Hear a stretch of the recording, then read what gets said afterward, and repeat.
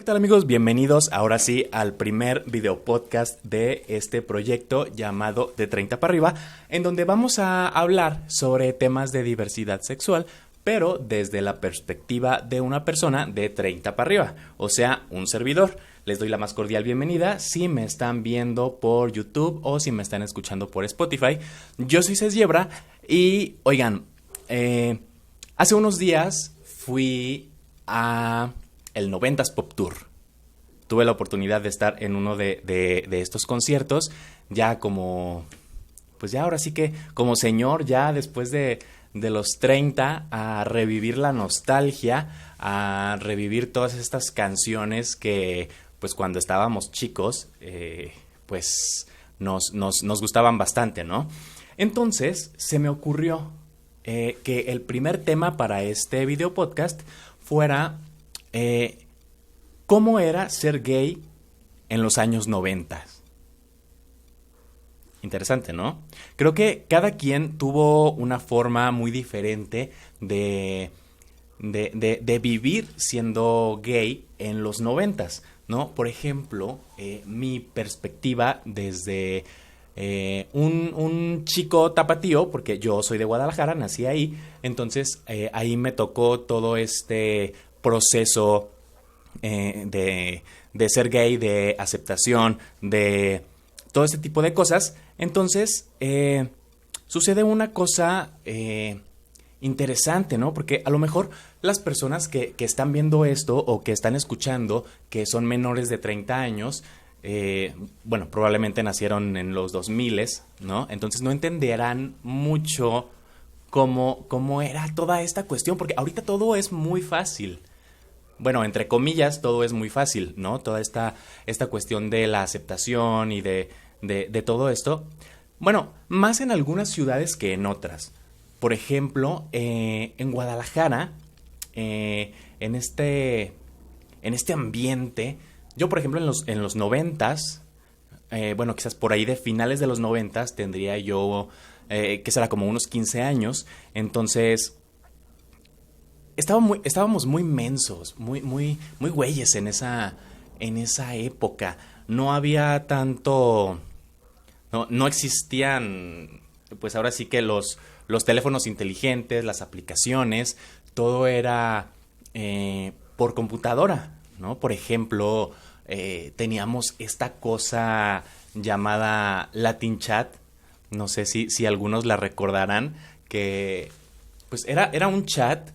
Te metías a internet y era un chat donde encontrabas personas de muchas partes del mundo, pero había como grupos especializados, ¿no? Entonces ya te buscabas, y te metías y buscabas, por ejemplo, ¿no? En mi caso, que era un grupo que no sé qué se llamaban, creo que Gays en Guadalajara o una cosa así. Entonces ya ahí te ponías a platicar con chicos que pues eran gays y que eran de ese lugar, ¿no? Una cuestión interesante también para todo esto era como el anonimato, ¿no? O sea, como tú estabas chico, tú estabas estudiando en la escuela, vivías con tus papás y todo eso, todo esto tenía que ser como muy discreto, muy no clandestino, pero sí más discretón el asunto. Ya, por ejemplo, ya chateabas con alguien y todo, porque en ese Latin chat, creo recordar, no podías enviar fotografías, entonces no conocías, no podías ver la imagen de la persona con la que estabas chateando. Entonces, pues ya veías tú que tenían como alguna afinidad o este tipo de cuestiones. Las descripciones también te describías tú ahí y quedabas por lo general de verte en algún punto. Quedabas de verte en algún punto y que quizás lo más común, por ejemplo, en mi ciudad era quedarse de ver o en la Plaza Tapatía o en el Parque Rojo o Plaza de la Liberación, puntos que eran como muy céntricos y que aparte estaban como muy, muy llenos de gente, ¿no? Tampoco te ibas a ir mucho como de, ah, sí, te invito a mi casa y así. No, no, no era tan así la cosa. No sé en otras partes de la República, porque, bueno, Guadalajara siempre ha sido una ciudad, Jalisco ha sido siempre un estado muy, muy mocho, muy, muy asustado, pero, pero bueno, así la cosa.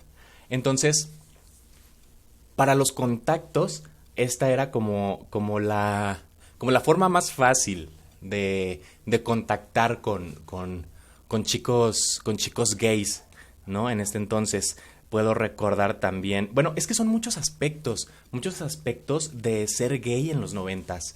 Y, por ejemplo, bueno, ya les dije que yo era adolescente en esa época y es que tiene que ver muchas cosas, ¿no? Por ejemplo, ahora me viene a la mente también un poco cuando ibas a comprar pornografía, cuando ibas a comprar revistas o películas. En Guadalajara existe un mercado que se llama San Juan de Dios, que a mí me recuerda mucho a la Merced aquí en la Ciudad de México, pero como en mini, ¿no? Es un mercado en donde puedes encontrar cualquier tipo de cosas, ¿no?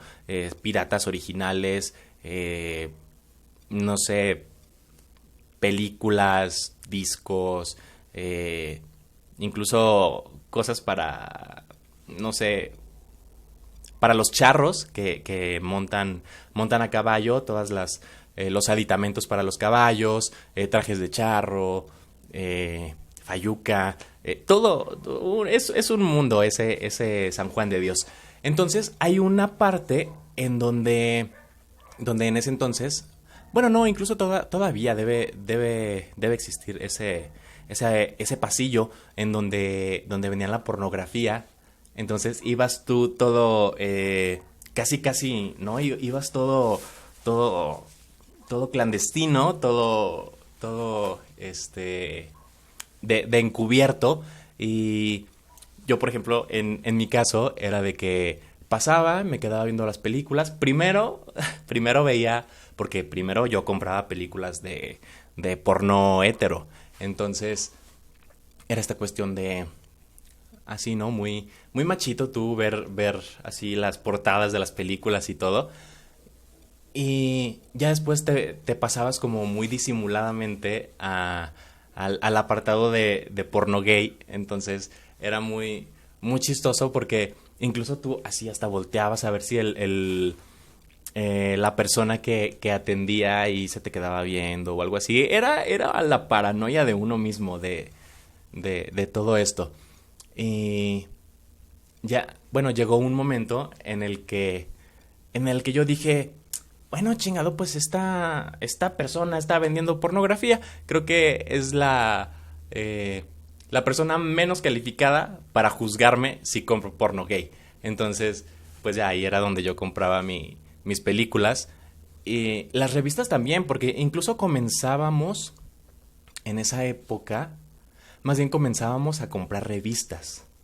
Comprábamos revistas y, ¿qué digo? También no en todos lados vendían. Yo recuerdo que cuando pude comprar, eh, hay un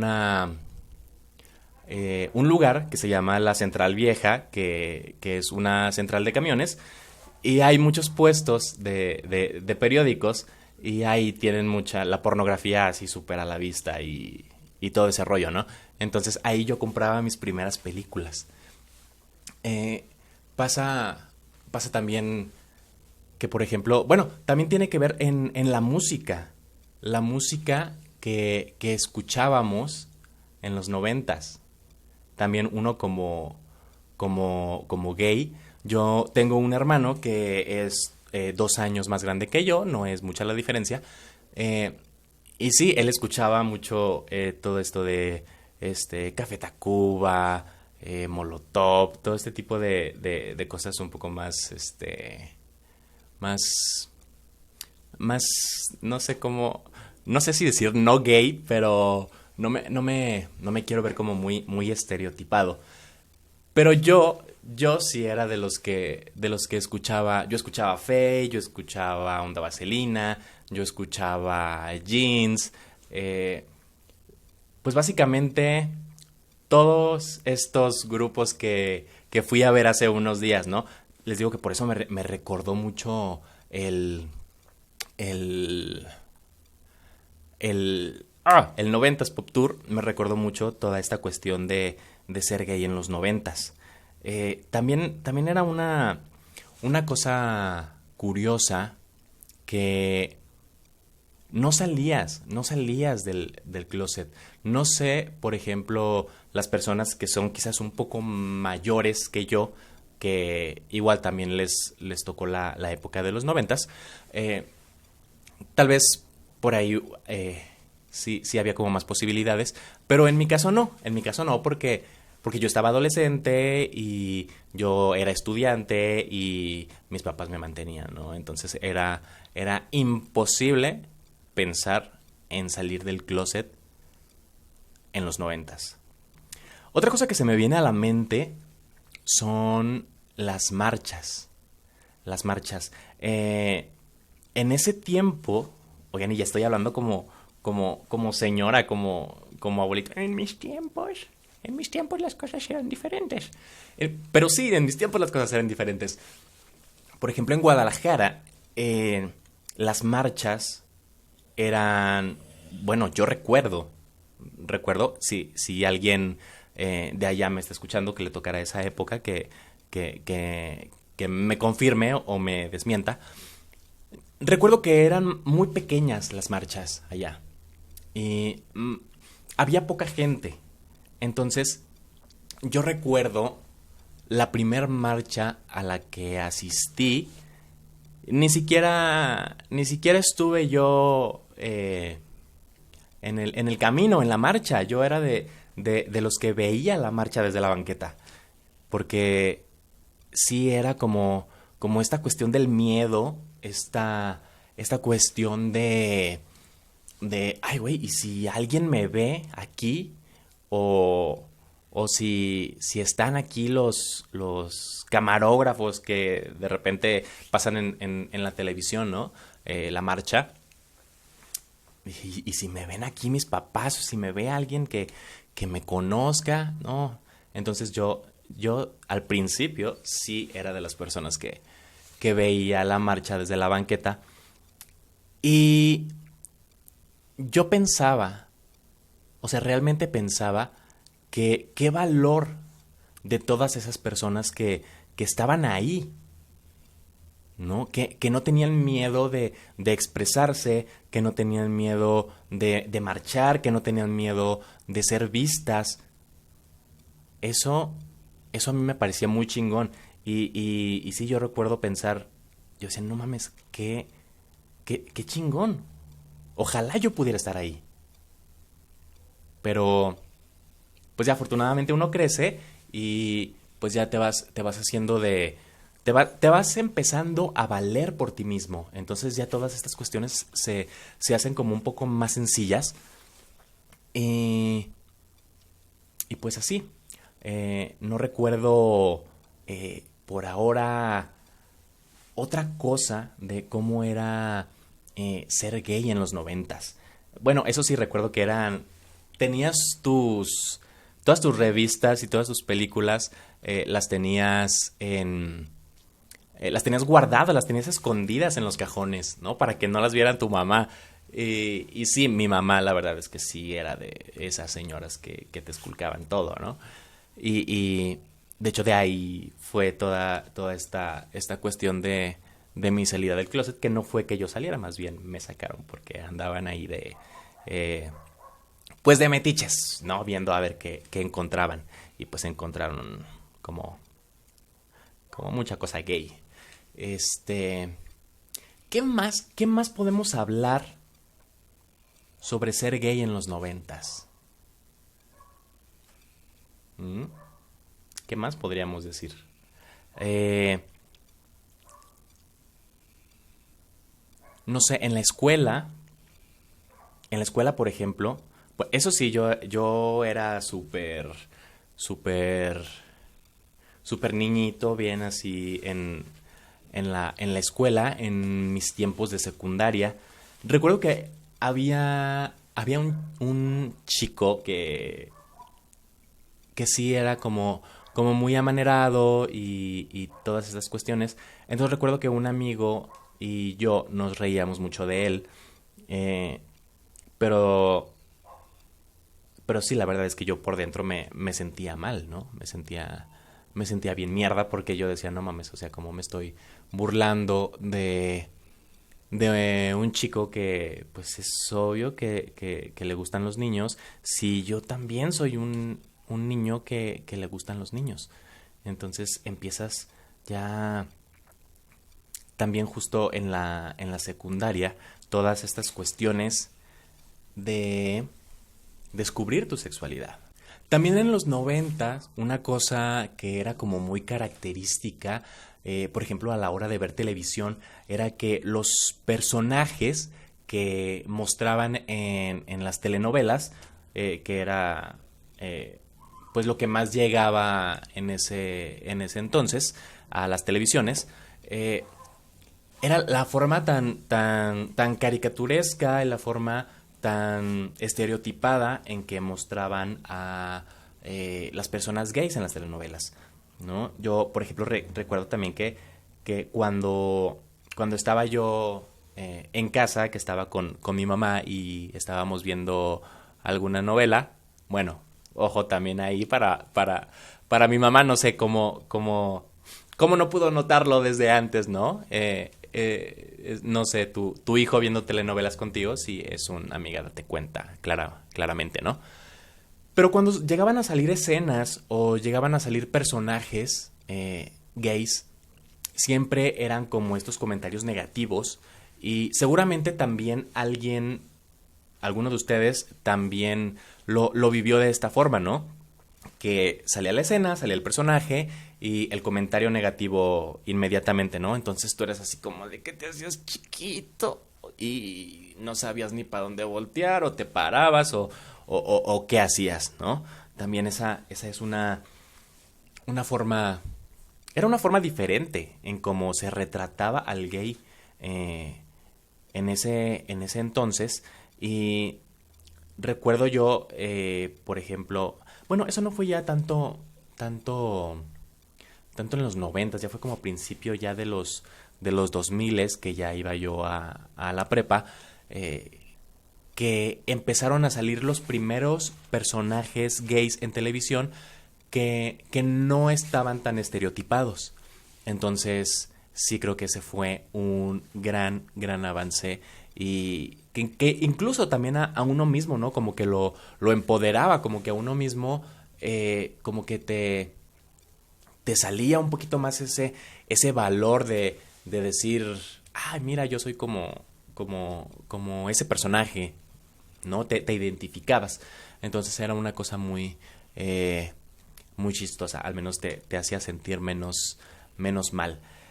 Mm, por ahora, creo que no recuerdo tantas cosas de cómo era ser gay en los 90, pero si ustedes que me están viendo o que me están escuchando eh, recuerdan cómo era ser gay en los 90 desde su ciudad, desde el lugar en donde me estén viendo o escuchando, déjenmelo en algún comentario y probablemente es que este tema da para mucho más, ¿no? Aquí yo lo estoy tratando como de resumir, me estoy adaptando a todo esto.